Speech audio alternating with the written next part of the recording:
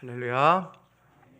이 시간 우리 전우좌우에 계신 분들과 함께 축복의 인사하겠습니다. 하나님 오늘도 우리와 함께 하십니다. 우리 이렇게 축복의 인사할까요? 네, 나도 당신과 함께 있습니다. 다시 인사합니다. 나도 당신과 함께 있습니다. 네, 오늘 반가운 얼굴들 또 많이 오셔서 참 감사하고, 또 오늘 우리가 예배 가운데 마음 모아서 하나님께 예배드릴 때 하나님의 능력과 은혜의 역사가 이루어지게 될 줄로 믿습니다.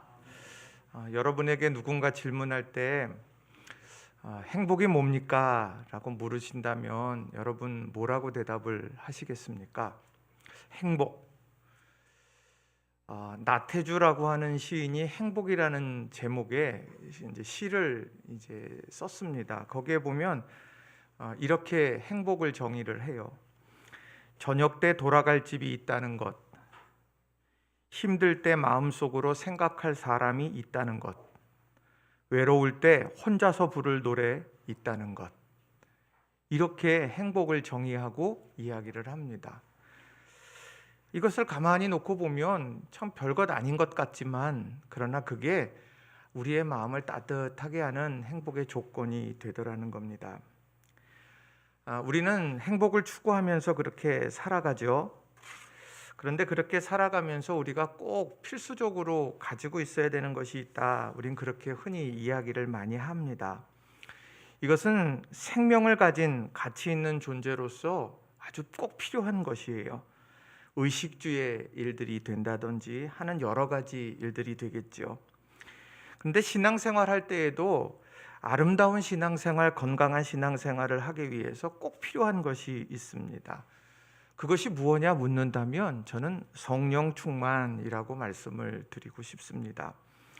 왜냐하면 성령께서 우리들의 마음을 가득 채우고 이끌어 가시게 될 때 우리 삶의 놀라운 변화들을 체험하게 되기 때문입니다. 그래서 신앙생활하면서 우리 성도들을 놓고 보면 성령 체험을 한 사람과 성령 체험을 아직 하지 못한 사람, 이렇게 나누어 볼 수도 있다라고 하는 겁니다. 오늘 본문의 말씀을 이렇게 놓고 보시면, 오늘 본문의 말씀에서 예수님께서 성령에 대한 약속을 제자들에게 주셔요. 거기에 보면 이 성령께서 우리를 가르치실 것이고, 그리고 우리에게 예수님께서 이미 말씀하셨던 것들을 다 생각나게 하셔서 세상이 줄 수 없는 평안을 주게 될 거다, 이렇게 약속을 하고 계시는 말씀입니다.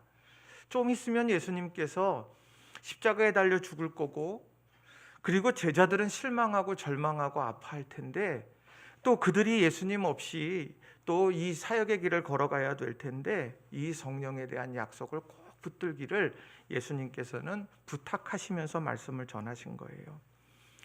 또 사도행전 1장 4절에도 보면 부활하신 이후에도 예수님께서 똑같은 약속을 이야기하십니다. 자, 사도행전 1장 4절을 보시면, 사도와 함께 모이사 그들에게 분부하여 이르시되 예루살렘을 떠나지 말고 내게서 들은 바 아버지께서 약속하신 것을 기다리라. 똑같이 약속하신 것을 기다리라고 부활하신 이후에도 그렇게 말씀한다는 겁니다. 십자가를 지시기 전에도 성령 강림에 대한 약속을 제자들에게 당부하셨고, 부활 후에도 동일한 말씀을 통해서 우리가 이 땅의 삶을 살아가게 될 때 무엇이 중요한지를 정말 힘주어서 말씀해 주고 계시다는 거예요. 그래서 저는 오늘 여러분들과 이 본문의 말씀을 중심으로 해서 성령 충만함을 위하여라는 제목으로 여러분들과 세 가지의 중요한 교훈의 메시지를 좀 나누고, 또 은혜도 함께 나누고 싶습니다. 성령 충만을 위하여, 우리 신앙생활에 우리가 얻어야 될 중요한 목적이 된다는 거예요. 그래서 우리 성도님들 다 이 성령 충만한 은혜의 사람들이 다 되시길 주님의 이름으로 부탁을 드립니다. 첫 번째로는요, 성령 충만할 때 어떤 일이 일어나느냐, 변화된 삶을 살아가게 된다는 겁니다. 자, 따라해 볼까요? 변화된 삶을 살아가게 됩니다.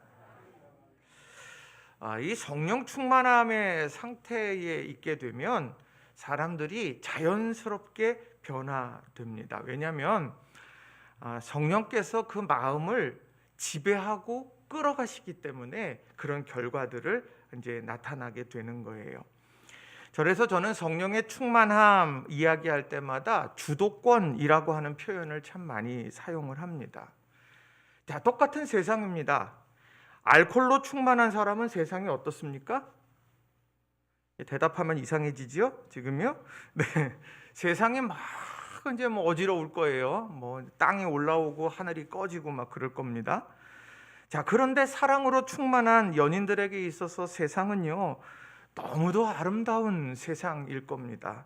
그 세상 너무너무 좋을 거예요.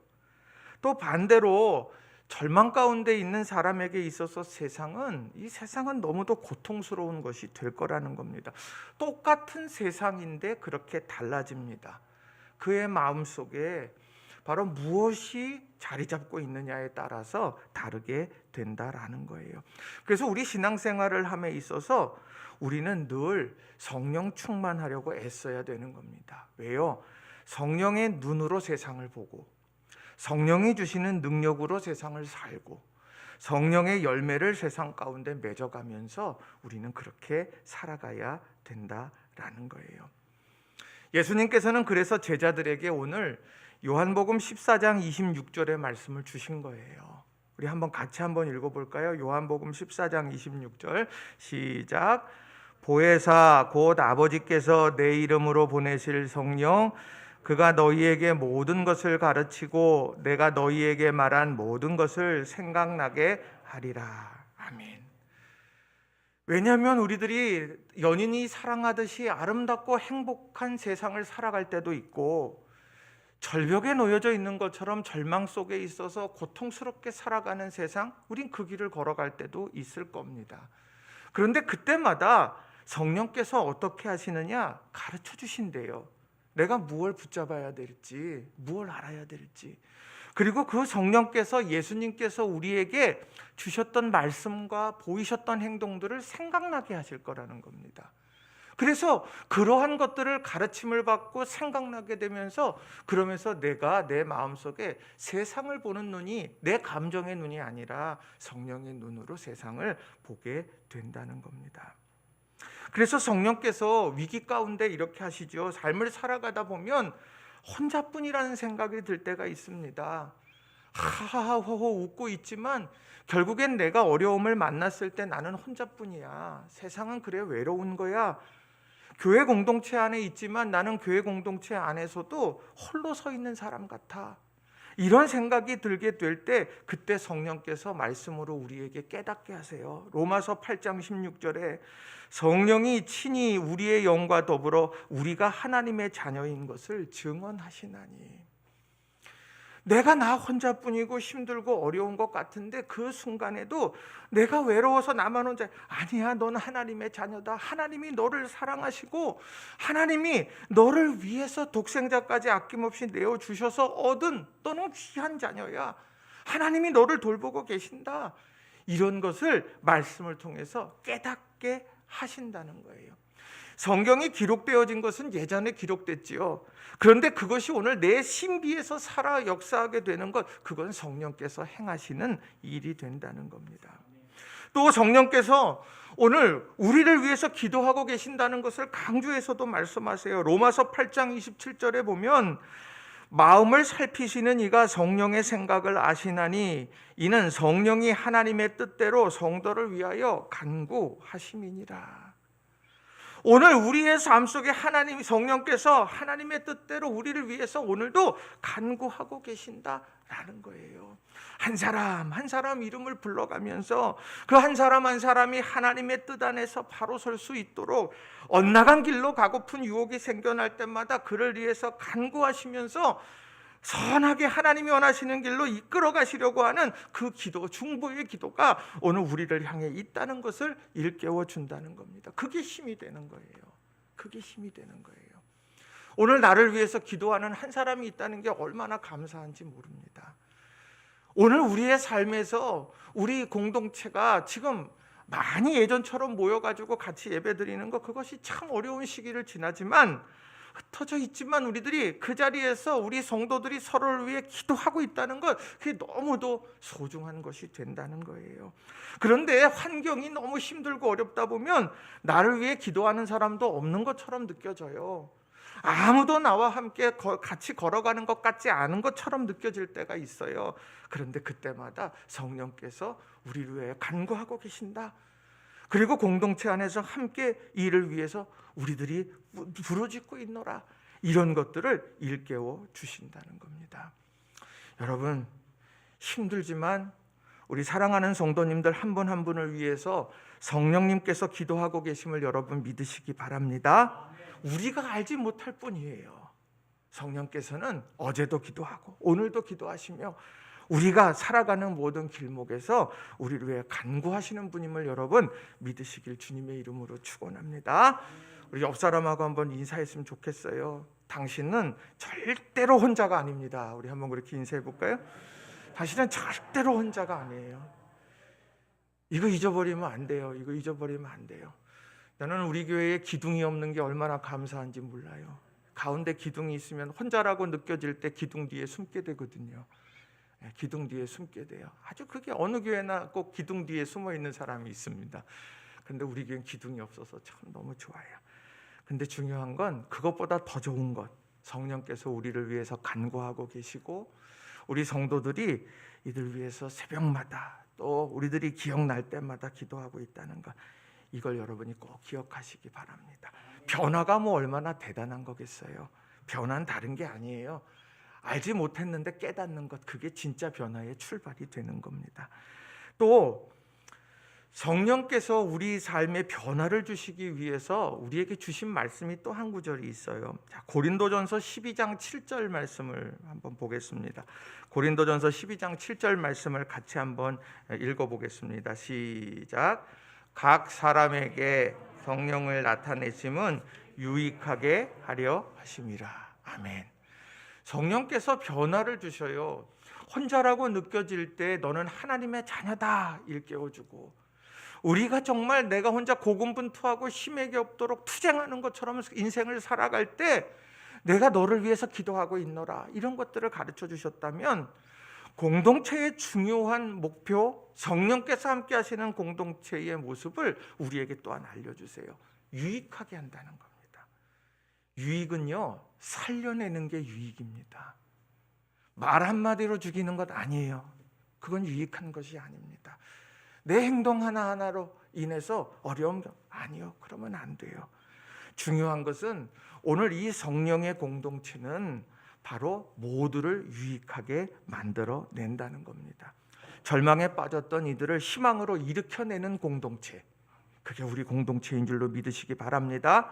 모난 돌과 같이 사람들에게 상처 주었던 삶, 그 상처를 치유해야만, 다른 이들을 아프게 하고 나 자신을 고통스럽게 했던 상처, 그것을 그 공동체 안에서 성령께서 역사하심으로 말미암아 둥근 조약돌이 되어지는 그런 아름다운 공동체, 이게 우리 교회 공동체고 우리 사랑하는 성도들의 가정 공동체가 될 줄로 믿습니다.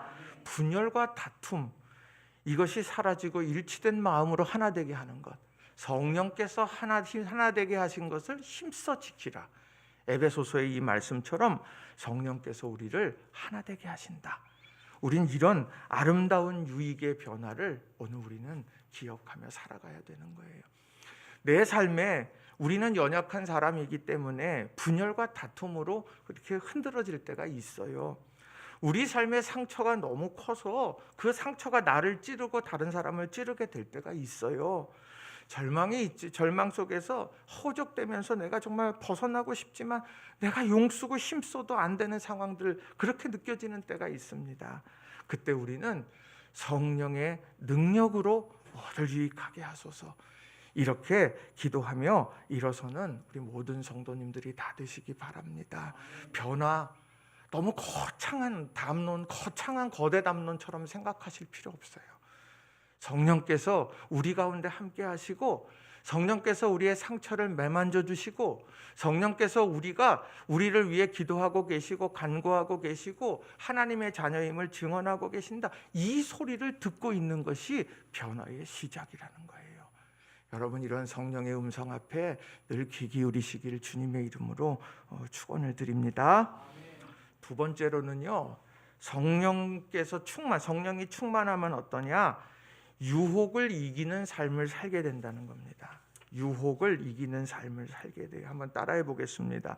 유혹을 이기는 삶을 살게 됩니다. 유혹이 얼마나 가까이 있는지 모릅니다. 삶에서 만나는 위기는 눈에 보이는 경제적인 위기, 사회적인 여러 가지 실직의 문제들, 이런 것들만 위기요 유혹은 아닐 것입니다. 어찌 보면 위협은 눈에 분명하게 보이기 때문에 우리들이 이게 위협이고 어려움이구나 알 수 있어요.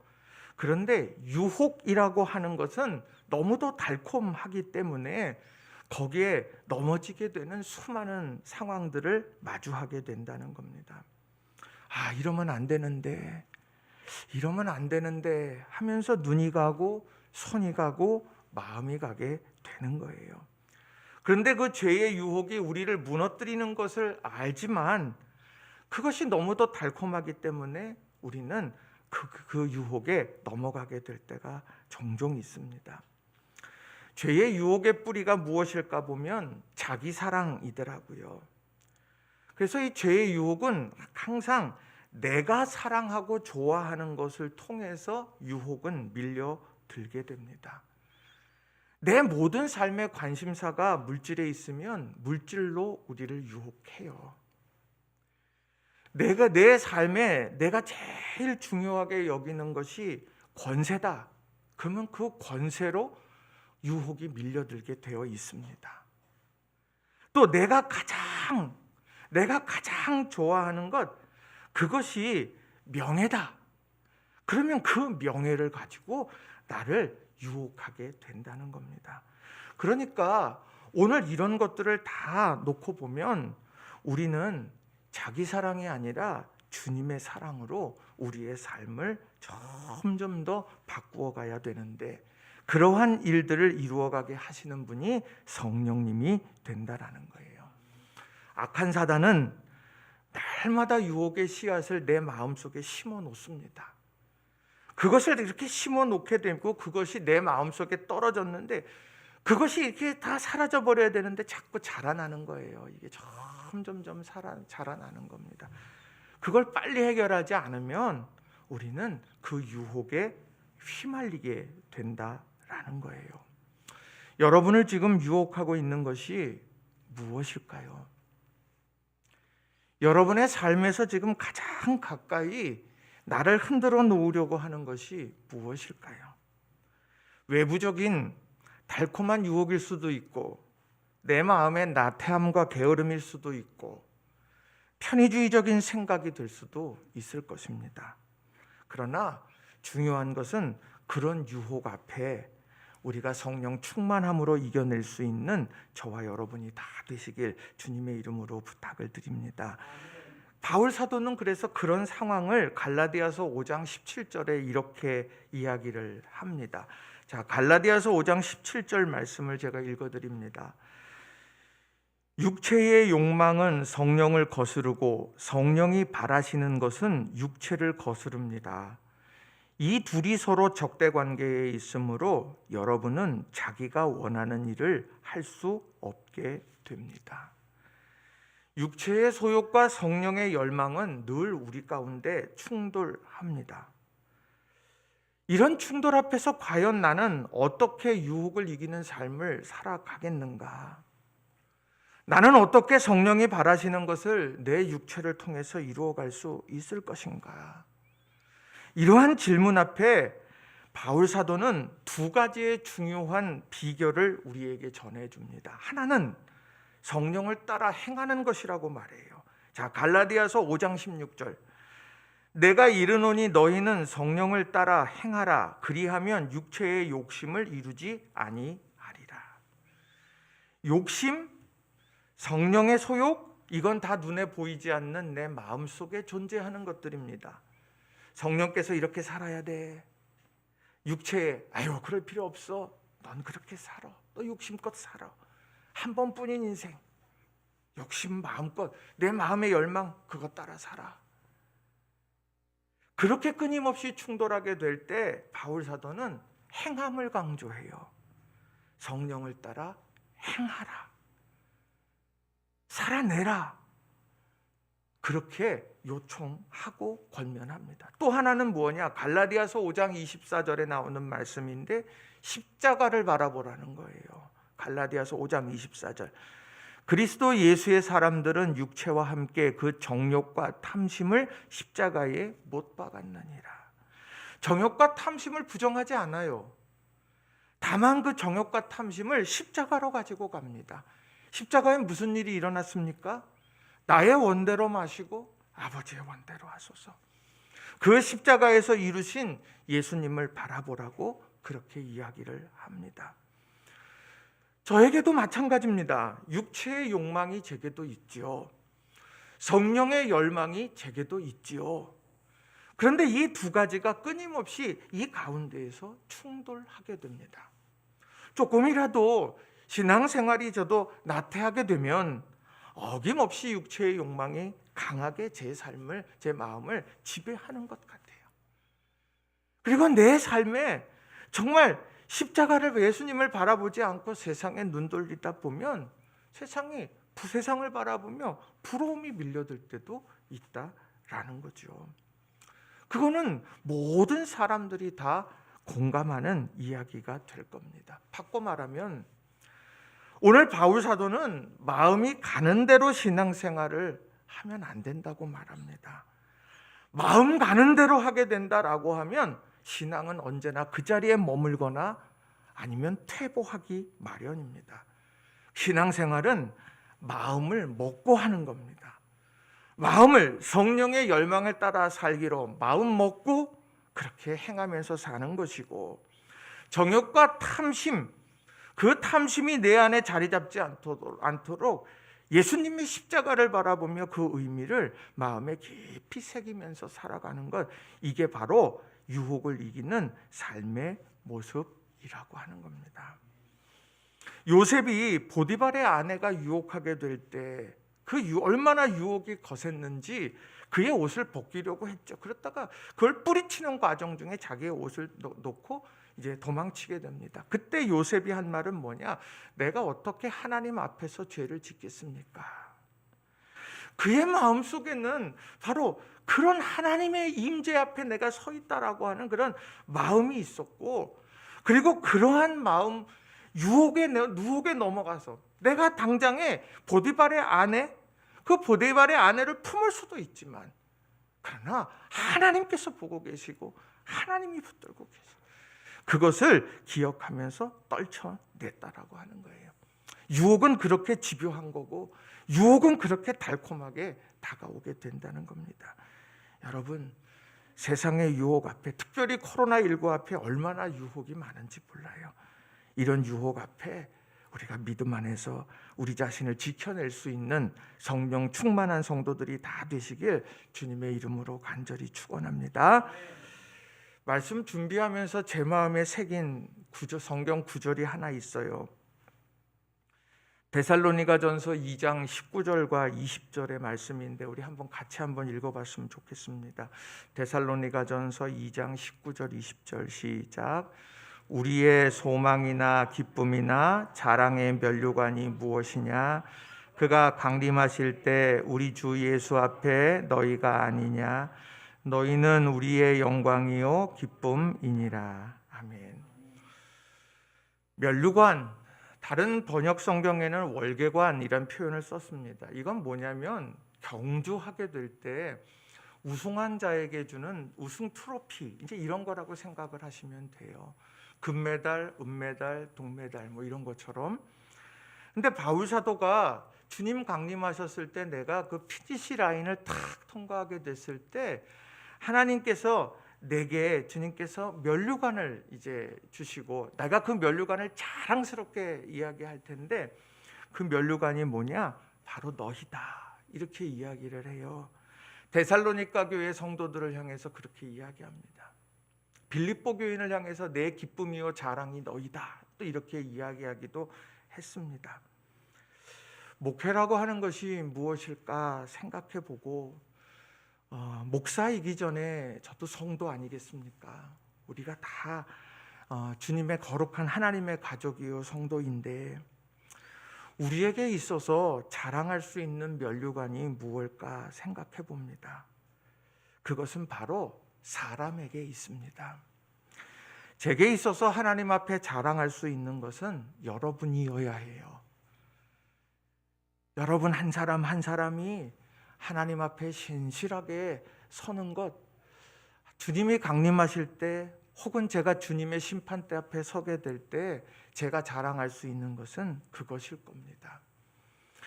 여러분들에게 있어서 주님께서 강림하실 때나 우리가 심판대 앞에 설 때 여러분이 자랑하실 수 있는 것은 무엇일까요?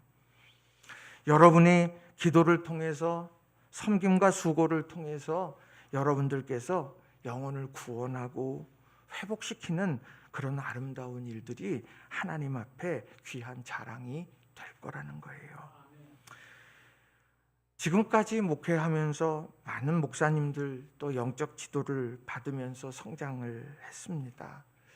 가만히 놓고 돌아보면 그분들이 보실 때에 저를 보면서 영광이요 기쁨이요 그렇게 자랑할 만한 사람으로 서 있을까 돌아보게 됩니다. 제가 목회를 시작하면서 늘 기도의 골방에서 기도하셨던 아버님, 지금은 하나님 품에 가 계시지만 그 아버님이 보실 때 내가 영광이요 기쁨이고 내 자랑이다, 내 면류관이다 말할 수 있을까 돌아보게 됩니다. 모쪼록 우리 성도님들 지금까지 성장해 오게 될 때 많은 목사님들의 지도를 받으셨을 것이고 또 여러분들이 신앙생활하면서 여러 성도님들의 섬김과 헌신 속에서 여기까지 오게 되셨을 거예요. 여러분의 바로 선다는 건 한 사람이 바로 서는 것을 넘어서서 바로 그들에게 있어서 영광이요 기쁨이요 자랑의 면류관이 된다는 것을 기억하셨으면 좋겠습니다. 그래서 우리 성도님들 한 분 한 분 여러분이 가정을 지키는 파수꾼들이 다 되시기를 바랍니다. 여러분들이 여러분의 가정을 든든하게 세워서 주님 앞에 기쁨과 자랑의 면류관이 바로 여기 우리 가족입니다. 하나님 우리의 영광이요 기쁨이 바로 이들입니다. 이렇게 하나님 앞에 자랑할 수 있는 우리 성도님들이 다 되시기를 바라요. 코로나19 시대가 되니까 유혹은 점점 더 강해집니다. 많은 교회의 문제들이고 또 우리들이 그 유혹 앞에 직면해 있습니다. 우리들이 그 유혹 앞에서 여러분 하나님 앞에 진실하게 서시기를 바라요. 모든 삶의 자리 순간순간마다 유혹 이겨내시고 내 안에 진실된 마음으로 더 하나님을 더 뜨겁게 사랑하면서 성령께서 주시는 은혜와 열매를 맺어가실 수 있는 우리 성도님들 한 분 한 분이 다 되시기를 주님의 이름으로 간절히 축원합니다. 세 번째로 성령의 충만함은 무엇이냐, 어떤 일이 일어나게 하느냐, 셋째가 놀라운 일을 하게 한다는 겁니다. 놀라운 일을 하게 된다라는, 따라해 보겠습니다. 놀라운 일을 하게 됩니다. 이게 엄청난 겁니다. 성령의 충만함 속에서 이런 놀라운 역사를 이루게 해요. 우리 조승현 집사님께서 기도하셨지만 우리의 연약함, 우리 이거 늘 절감하지 않습니까? 마스크 하나 이렇게 딱 이렇게 쓰고 있지만 누가 이제 다 버스를 탔는데 마스크를 벗고 있어요. 그럼 우리가 화들짝 놀라고 빨리 쓰라고, 바이러스가 우리가 확 오면 어떡하겠냐고 이제 그렇게 하면서 우리들이 막 두려워합니다. 많은 사람 모이는데 할 수 있으면은 우리가 가지 않으려고 하고, 우리 그런 연약한 사람이, 보이지 않는 바이러스가 우리 계속해서 이렇게 침투하게 된다는 거예요. 환경에 우리는 그렇게 약한 사람입니다. 더우면 에어컨 틀어야 되고, 추우면 히터 틀어야 되고, 안 그러면 큰일 나고, 우리가 이제 그런 연약한 환경의 영향을 받는 사람들입니다. 그런데 오늘 예수님께서 성령 충만에 대한 약속의 말씀을 주시는 제자들 또한 마찬가지였을 거예요. 어부도 있고 그 가운데에서 사회의 소외계층도 참 많았습니다. 세리도 있었고 창기도 있었고 사람들에게서 사람으로서 존중받지 못했던 많은 사람들이 예수님의 뒤를 따랐어요. 그런데 예수님께서 그들에게요 특별한 말씀을 주셨는데 그게 요한복음 14장 12절 말씀입니다. 요한복음 14장 12절에 이런 말씀을 해요. 내가 진실로 진실로 너희에게 이르노니 나를 믿는 자는 내가 하는 일을 그도 할 것이요 또한 그보다 큰 일도 하리니 이는 내가 아버지께로 감이라. 나를 믿는 자는 내가 하는 일을 그도 할 것이요 또한 그보다 큰 일도 하리니 라고 말합니다. 아니 예수님과 함께 있을 때 내가 예수님이 하신 일을 보았는데 그거를 얼마나 위대한 일이고 나는 그것을 바라볼 수밖에 없는 연약한 사람인데 예수님께서 말씀하시는 거예요. 너 나보다 큰 일 할 수 있어. 그런데 그 뒤에 뭐라고 말하냐? 이는 내가 아버지께로 감이라. 내가 아버지께로 가기 때문에 내가 큰 일을 할 수 있대요. 예수님께서 부재해지시기 때문에 내가 큰 일을 할 수 있대요. 이게 도대체 무슨 이야기겠느냐는 거예요. 그런데 그 이야기를 요한복음 14장 16절에서 해답으로 우리에게 주셔요. 요한복음 14장 16절에 보면 내가 아버지께 구하겠으니 그가 또 다른 보혜사를 너희에게 주사 영원토록 너희와 함께 있게 하리니. 예수님이 떠나가셔요. 근데 더 큰 일을 한대요. 그것을 이유는 뭐냐? 또 다른 보혜사를 너희에게 주사 그분이 너희와 함께 할 때 너희를 통해서 하나님의 놀라운 역사, 너희가 지금까지 생각지도 못했던 큰일, 그것을 너희를 통해 하시게 될 거다. 이렇게 축복의 말씀을 주시더라는 거예요. 이게 성령 충만한 사람들에게 주시는 축복의 말씀입니다. 예수님보다 더 큰 일을 한다. 이 사실이 얼마나 가슴 뛰게 하는지 몰라요. 그러면서 사도행전을 쭉 읽어봐요. 여러분 사도행전 쭉 읽어가다 보면 딱 두 사람 얘기가 나와요. 한 사람은 베드로요, 한 사람은 바울입니다. 1장부터 12장은 베드로의 이야기가 주를 이루고요. 그리고 13장부터 마지막 28장까지는 바울의 이야기가 쭉 소개됩니다. 그러면 사도행전이 아니라 베드로와 바울의 이야기 뭐 이렇게 써야 될 것 같은데, 그런데 오늘 보면 거기는 사도행전, 사도들의 행전이라고 그렇게 이야기를 합니다. 왜 그러겠어요? 이유는 다른 데 있지 않습니다. 사도행전은 뭐냐? 성령께서 베드로를 통해 하신 일이 기록된 거예요. 성령께서 바울을 통해 하신 일이 기록된 거예요. 성령께서 이름 없이 살아갔던 수많은 사람들에게도 동일하게 그를 통해서 이루시는 일들이 있을 거다. 이것을 우리들에게 힘주어 말씀하고 계신다라는 겁니다. 그 중에 많은 사람들이 환경의 영향 속에서 오늘도 가장 비루한 삶을 살고 환경의 영향 때문에 힘겹게 살아가고 여러 가지 삶이 주는 아픔 때문에 주저앉아 살아가는 수많은 사람들, 그 사람들을 성령께서 일으켜 세워주셔서 하나님의 놀라운 일을 하게 하실 거다. 이게 바로 사도행전이 주는 중요한 교훈이 된다는 겁니다. 나는 약해도 하나님이 나를 통해서 행하실 일들이 있다. 여러분 이걸 믿으시기 바랍니다. 그래서 예수님께서 제자들에게 승천하면서 가장 먼저 복음 들고 나가라고 먼저 하시지 않았어요. 사도행전 1장 4절에 보면 이렇게 말합니다. 사도와 함께 모이사 그들에게 분부하여 이르시되 예루살렘을 떠나지 말고 내게서 들은 바 아버지께서 약속하신 것을 기다리라. 먼저 아버지께서 약속하신 것을 기다리라고, 그 성령의 충만함을 먼저 누리라고 먼저 이야기를 하고 있다는 거예요. 그러니 오늘 우리가 삶에서 연약함이 느껴질수록 우리들이 기도해야 될 제목은 성령의 충만함임을 여러분 믿으시길 주님의 이름으로 부탁을 드립니다. 힘들고 어렵죠. 요즘에 얼마나 힘들고 어렵겠습니까? 예배드리는 것조차도 벅찰 때가 얼마나 많이 있어요. 삶에 대한 불안감이 얼마나 크게 느껴지고 다가올 때가 있습니까? 앞으로 어떻게 될지, 어떤 상황이 펼쳐질지 백신 맞으면 될 줄 알았더니 그것을 뚫고 나오는 또 이렇게 감염이, 돌파 감염이 생겨나는 그런 모습들도 있지 않습니까? 어떻게 하냐는 거예요.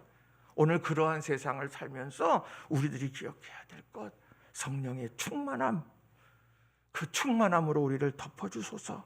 그리고 성령께서 우리를 통해 이루실 일들, 놀라운 일들 주여 이루어 주소서. 이렇게 기도하는 우리 성도님들이 다 되시길 주님의 이름으로 축원합니다.